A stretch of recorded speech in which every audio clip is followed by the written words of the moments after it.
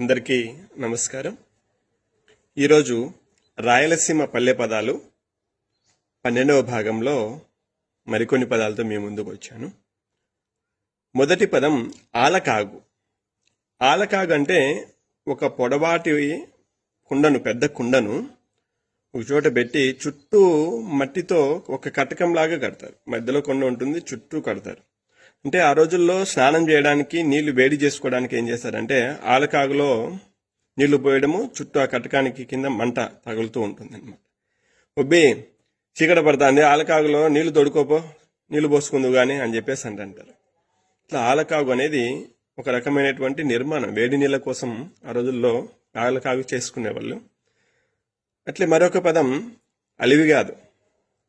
అంటే సాధ్యపడదు అనే దానికి బదులుగా రాయలసీమ ప్రాంతంలో అలివిగాదు అని చెప్పేసి ఆ పని ఆడైతుందన్నా, అది అలివయ్యే పని కాదు, కానీ ఇంకేదన్నా ఇంకోటి ఉంటే ఏదన్నా చూస్తాంపా అని చెప్పేసి అంటారు.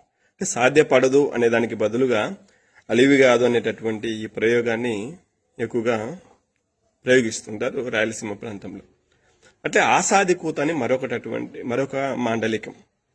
ఈ రాయలసీమ ప్రాంతంలో మోడికాళ్ళు, నామదారులు అని చెప్పేసి రెండు రకాల, ప్రతి కులంలో కూడా ఈ రెండు రకాల వర్గాల వాళ్ళు ఉంటారు, రెండు రకాలు పాటించేటటువంటి వాళ్ళు.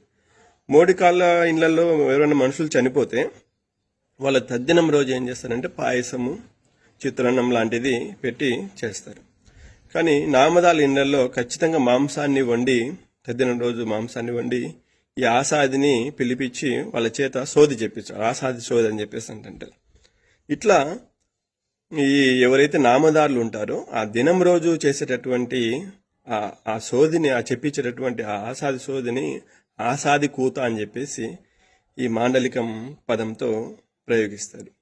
అట్లే ఇకారాలు పడడం అంటే వెకిరి చేష్టలు చేయడం అనమాట. ఏంది పోయి చిన్నంతరం పెద్దంతరం లేకుండా నాతో ఇకరాలు పడుతున్నావు, పనేం లేదా నీకు చూసుకోపో అని చెప్పేసి అరుస్తుంటారు. అంటే